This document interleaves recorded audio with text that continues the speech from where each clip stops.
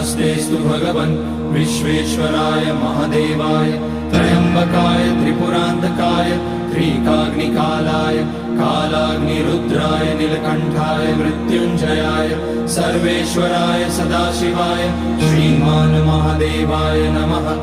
ॐ नमः शम्भवाय च मयोभवाय च नमः शङ्कराय च मयस्कराय च नमः शिवाय च शिवतराय च।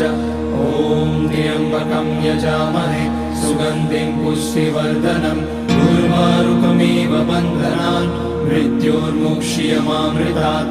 नागेन्द्रहाराय त्रिलोचनाय भस्माकराय महेश्वराय नित्याय शुद्धाय दिगम्बराय तस्मै नकाराय नमः शिवाय। मन्दाकिनी सलिलचन्दन चर्चिताय नन्दीश्वर प्रमथनाथ महेश्वराय